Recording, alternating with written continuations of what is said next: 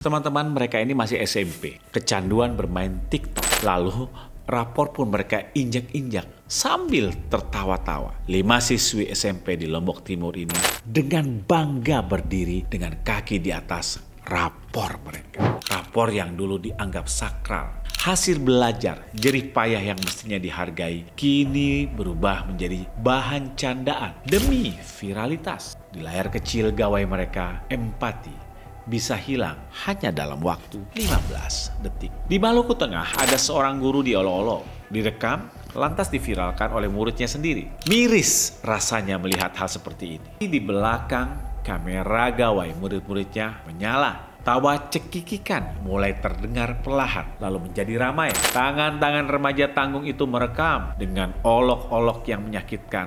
Mereka menyebarkannya lewat TikTok. Ini sinyal darurat untuk pendidikan kita. Mengapa generasi canggih ini sangat miskin empati? Apakah pendidikan kita terlalu fokus pada kecerdasan akademik dan lupa pada kecerdasan emosional? Seberapa banyak pelajaran tentang empati, toleransi, dan akhlak masuk ke dalam sistem pembelajaran kita? Dan apakah orang tua masih menjadi role model empati bagi anak-anaknya atau sudah tergantikan oleh influencer? Teman-teman, saya yakin kalian punya keresahan yang sama. Maka jangan ragu untuk ikut sumbang saran, kritikan, atau sekedar komentar tentang tema yang menarik di kolom komentar. Dan jangan lupa untuk like, share, subscribe. Generasi Z atau Gen Z dan Alpha adalah generasi digital. Mereka lahir saat internet sudah ada, tumbuh dengan media sosial, dan hidup dalam ekosistem teknologi. Tapi apakah karakter mereka tumbuh seiring dengan kemajuan teknologi? Sayangnya tidak selalu demikian.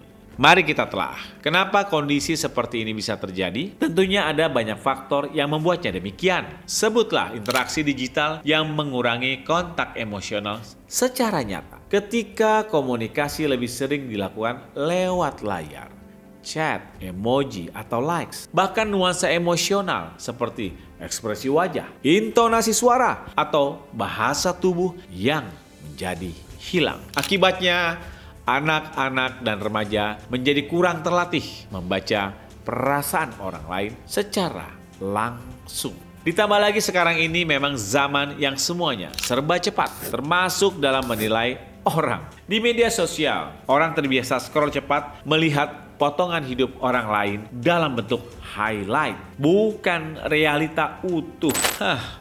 Kalau kebiasaan ini diteruskan, jadinya melatih pola pikir instan, bahkan dalam menilai masalah, membuat empati yang butuh waktu dan refleksi menjadi terpinggirkan.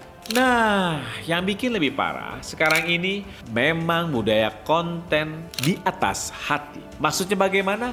Ya, banyak remaja berlomba-lomba membuat konten yang menarik. Bahkan tidak merasa bersalah jika itu artinya mempermalukan orang lain, merekam penderitaan, dan menyebar hoax. Ketika viral, lebih penting dari berperasaan, empati pun dikorbankan.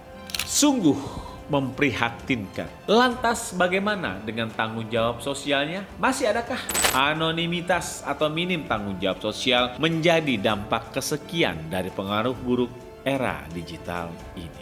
Di dunia digital, banyak orang merasa aman di balik akun anonim, ingin mendorong ujaran, kebencian, perundungan, dan tindakan tak berempati karena tak ada konsekuensi langsung yang dirasakan. Sekarang bagaimana dengan konten kekerasan? Nah, ini tidak kalah mengkhawatirkan. Banyak sekali remaja menjadi terbiasa dengan konten sarkastik, dark humor, prank ekstrim, atau kekerasan dalam game atau video. Lama-lama, sensitivitas terhadap penderitaan nyata pun jadi tumpul. Ini semacam desensitisasi emosional atau kondisi ketika seorang tidak lagi terlalu terpengaruh secara emosional. Lihat temannya dibully, dia tidak bereaksi apa-apa. Padahal peristiwa itu terjadi di tepat pandangan mata mereka.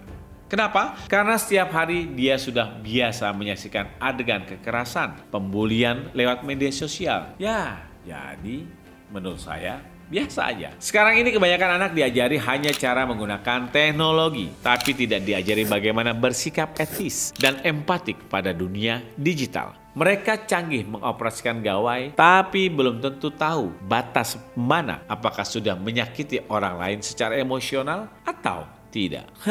Ini sudah menjadi lampu kuning. Maka pembatasan dan pendampingan dalam menggunakan gadget bagi anak-anak kita wajib dilakukan. Tetapkan waktu layar dan screen time yang sehat. Dampingi saat anak-anak menonton dan bermain game. Dan ajak diskusi tentang nilai-nilai atau pesan-pesan moral di dalamnya. Melatih empati lewat cerita adalah salah satu cara efektif. Bacakan dia buku-buku cerita yang menggambarkan emosi dan perspektif orang lain. Anak itu meniru orang dewasa, maka tunjukkan empati dalam keseharian, membantu orang lain, bersikap sabar, atau mendengarkan dengan penuh. Anak kita ikut berkegiatan sosial seperti berbagi makanan, mengunjungi panti asuhan, atau membantu teman yang kesulitan di sekolah. Kenalkan cara berinteraksi yang sehat di media sosial. Ajarkan bahwa komentar online bisa sangat menyakitkan orang lain. Teman-teman, di era digital ini kita mungkin bisa menciptakan robot yang berpikir, tapi jangan sampai kita mengubah manusia menjadi manusia yang tidak bisa merasa. Pendidikan tinggi bukan akhir, tapi awal dari pertanggungjawaban moral.